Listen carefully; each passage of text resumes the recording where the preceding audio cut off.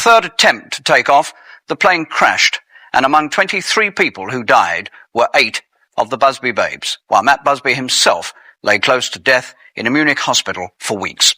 Tragedi Munich 6 Februari 1958 adalah salah satu peristiwa paling memilukan dalam sejarah sepak bola.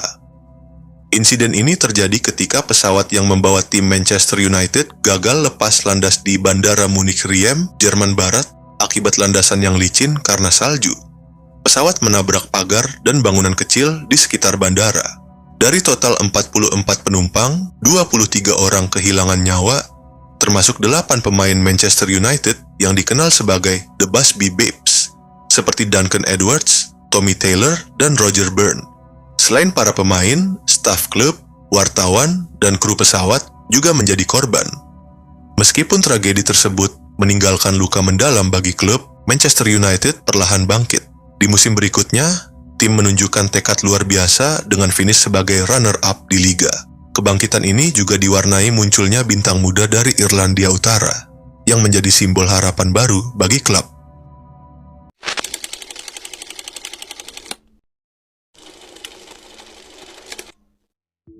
George Best lahir pada 22 Mei 1946 di Cregagh, Belfast Timur, sebagai anak pertama dari pasangan Richard Dickey Best dan Anne Withers.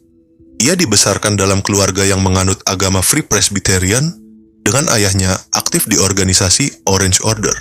Semasa kecil, George sering mengikuti kegiatan komunitas bersama ayahnya. Pada tahun 1952, George yang memiliki kemampuan akademis baik lulus ujian 11+ dan diterima di Grosvenor High School. Namun, ia segera kehilangan minat dan mulai membolos karena sekolah tersebut lebih fokus pada rugby union, olahraga yang tidak ia gemari. Akhirnya, ia pindah ke Lisnash Harak Secondary School, di mana ia bertemu kembali dengan teman-teman lamanya dari sekolah dasar. Di sekolah barunya ini, George bisa lebih leluasa menekuni sepak bola dan bermain untuk Cregagh Boys Club. Sejak kecil, George adalah pendukung setia klub Glentoran dan Wolverhampton Wanderers. Pada usia 15 tahun, George Best ditemukan di Belfast oleh pencari bakat Manchester United, Bob Bishop. Dalam telegram yang dikirim kepada manajer United, Matt Busby, ia menulis, "Saya rasa saya telah menemukan seorang jenius untuk Anda." Sebelumnya, klub lokalnya, Glentoran, menolaknya karena dianggap terlalu kecil dan ringan.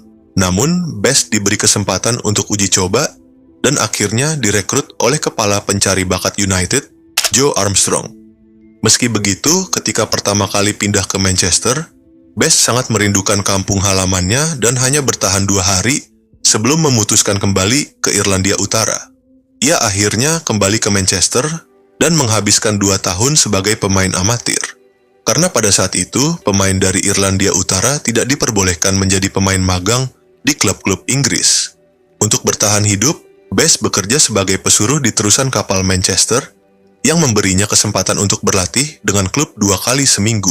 George Best melakukan debutnya di divisi pertama pada usia 17 tahun, tepatnya pada 14 September 1963 melawan West Bromwich Albion di Old Trafford dengan hasil kemenangan 1-0. Setelah itu, ia kembali ke tim cadangan, namun pada penampilan keduanya, Best mencetak gol pertamanya untuk tim utama dalam kemenangan 5-1 atas Burnley pada 28 Desember. Manajer Matt Busby akhirnya mempertahankannya di tim utama dan pada akhir musim 1963-64, Best telah tampil sebanyak 26 kali dan mencetak 6 gol. Manchester United finish di posisi kedua hanya 4 poin di belakang Liverpool. Pada musim 1964-65, musim penuh pertamanya sebagai pemain reguler di tim utama, George Best langsung memberikan dampak besar dengan membantu Manchester United meraih gelar Liga.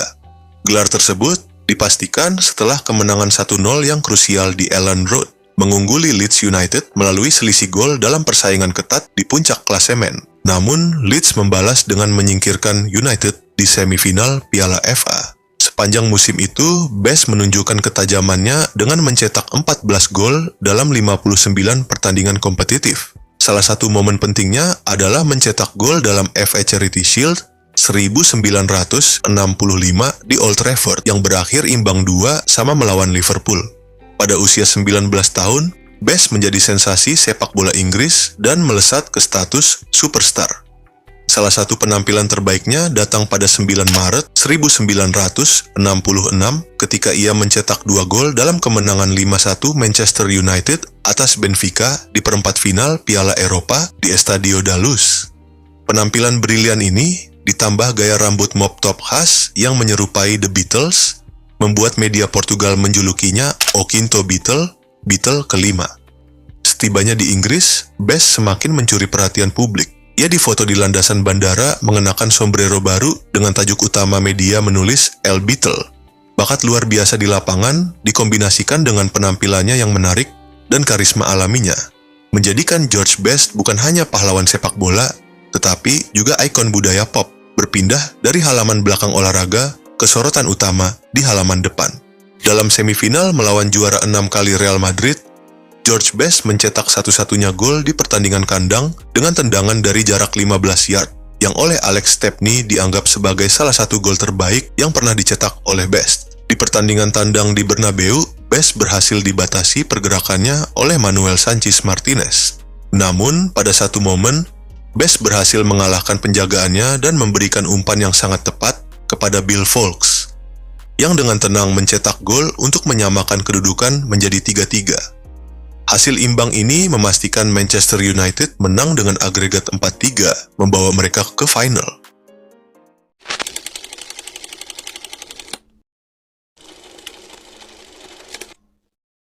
Beberapa hari setelah kembali ke Inggris, George Best, yang menjadi pencetak gol terbanyak bersama divisi pertama dengan 28 gol, setara dengan Ron Davies dari Southampton, dianugerahi penghargaan pemain terbaik tahun ini dari FWA.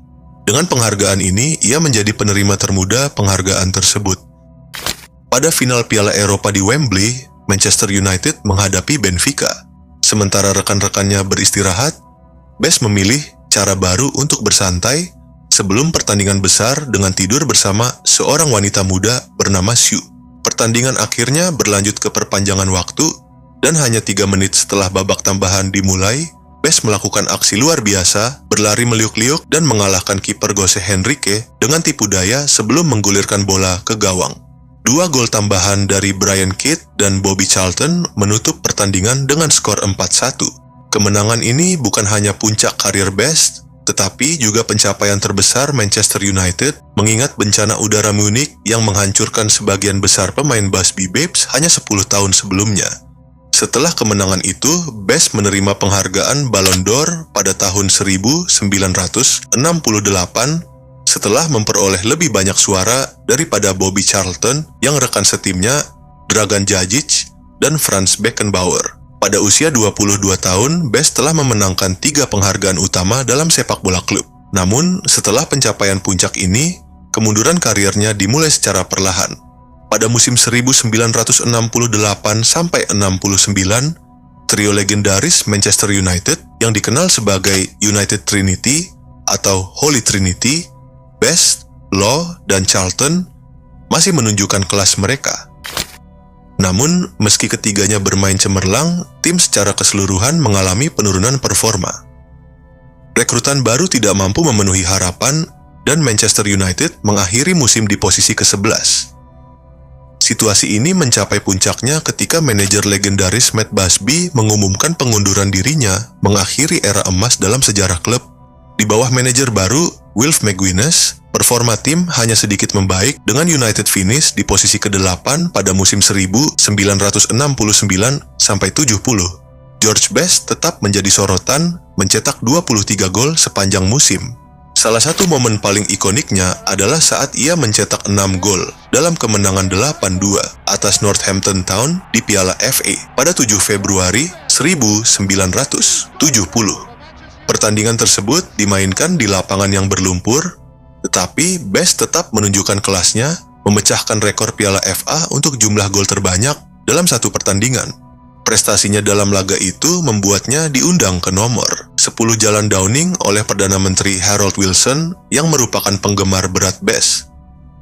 Pada tahun 2002, momen ini terpilih sebagai peringkat ke-26 dalam daftar 100 momen olahraga terhebat versi publik Inggris.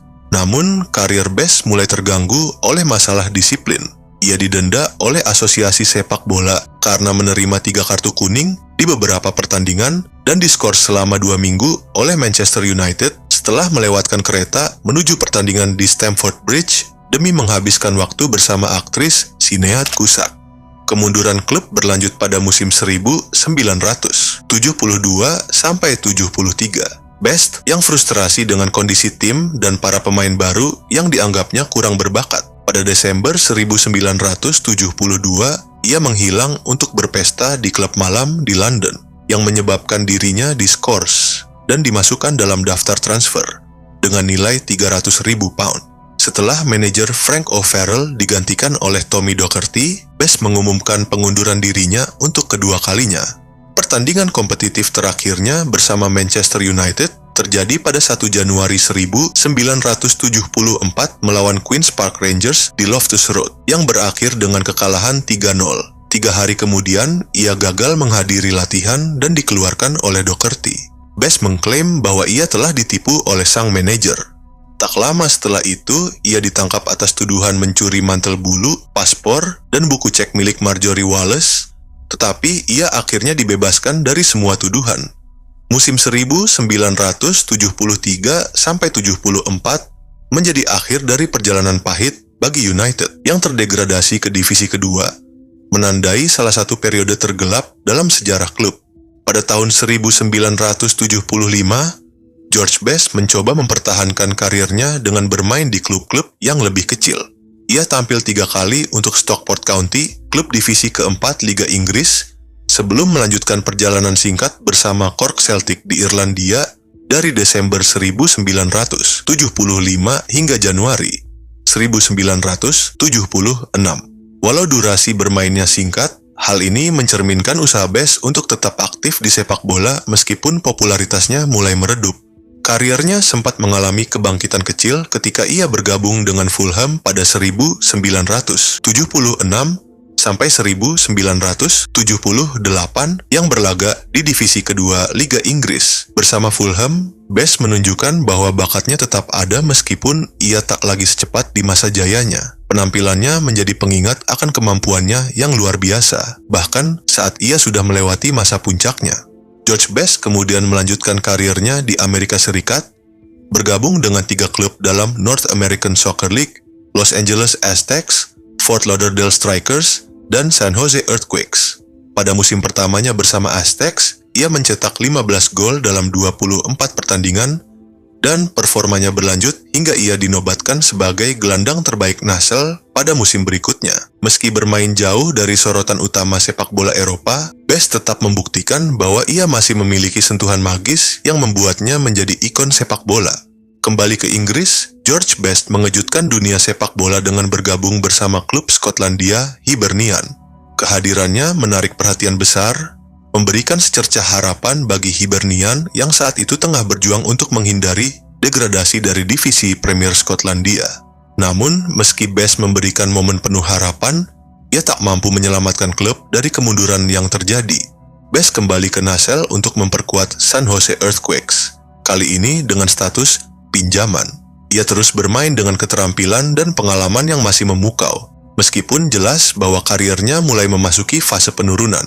Perjalanan panjangnya melintasi berbagai liga dan negara menjadi cerminan dari upayanya untuk tetap dekat dengan dunia sepak bola yang dicintainya.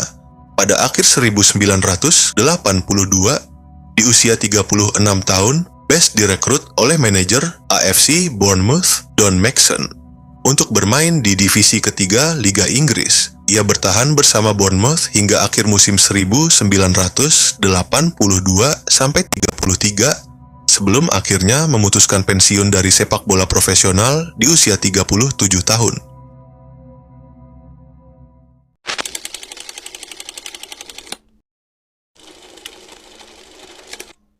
George Best menjalani kehidupan yang penuh dengan kesuksesan gemilang di lapangan sepak bola, tetapi juga penuh perjuangan di luar lapangan, terutama melawan alkoholisme. Kebiasaan buruk ini menjadi sumber kontroversi sepanjang hidupnya dan akhirnya berkontribusi pada kematiannya. Pada tahun 1981, saat bermain di Amerika Serikat, Best mengakui pernah mencuri uang dari tas seorang wanita untuk membiayai kebiasaan minumnya. Sebuah tindakan yang ia kenang dengan penyesalan mendalam. Pada 1984, masalah alkoholnya membawanya ke titik nadir. Ia dijatuhi hukuman 3 bulan penjara karena mengemudi dalam keadaan mabuk menyerang seorang polisi dan melanggar jaminan. Best menghabiskan Natal tahun itu di penjara Fort Open. Meskipun cerita bahwa ia bermain sepak bola untuk tim penjara ternyata hanya mitos. Kontroversi lain muncul pada tahun 1990 ketika ia tampil di acara bincang-bincang Wogan di BBC 1 dalam keadaan mabuk. Saat itu, ia membuat pernyataan yang tidak pantas, termasuk mengatakan kepada pembawa acara, "Terry, saya suka bercinta," yang mengejutkan penonton. Dalam wawancara pada 2002 dengan The Guardian, Best akhirnya mengakui dampak buruk alkoholisme terhadap hidupnya. "Saya sakit, dan semua orang bisa melihatnya kecuali saya." Pernyataan ini mencerminkan kesadaran mendalam Best tentang masalah yang telah menghancurkan dirinya dan hubungannya dengan orang-orang di sekitarnya.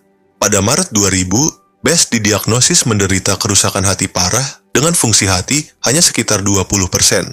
Kondisinya memburuk, dan pada tahun 2001 ia dirawat di rumah sakit karena pneumonia. Pada Juli 2002, ia menjalani transplantasi hati di Rumah Sakit Cromwell, London. Operasi itu berhasil meskipun mengalami komplikasi serius berupa pendarahan hebat yang hampir merenggut nyawanya. Namun, transplantasi ini memicu kontroversi karena dilakukan melalui dana publik NHS, mengingat gaya hidupnya yang merusak. Kritik semakin keras pada tahun 2003 ketika Best terlihat minum alkohol secara terbuka. Meskipun ia telah menerima transplantasi hati, banyak yang mempertanyakan apakah ia benar-benar menghargai kesempatan kedua yang diberikan kepadanya.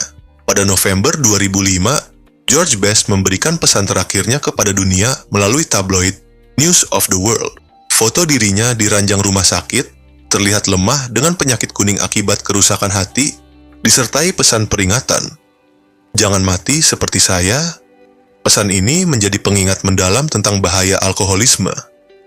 Hanya 5 hari kemudian, pada 25 November 2005, George Best meninggal dunia pada usia 59 tahun akibat infeksi paru-paru dan kegagalan organ multiple. Kepergiannya memicu gelombang penghormatan dari seluruh dunia.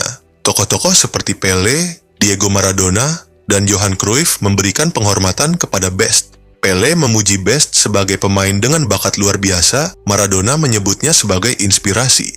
Sementara Cruyff mengenangnya sebagai salah satu pemain paling alami dan kreatif dalam sejarah sepak bola. Warisan George Best tetap hidup sebagai legenda di dunia sepak bola, tetapi juga sebagai pengingat tragis akan dampak buruk dari ketidakmampuan mengatasi masalah pribadi. Bakatnya yang tak tertandingi tetap menjadi inspirasi, sementara perjuangannya menjadi pelajaran bagi banyak orang.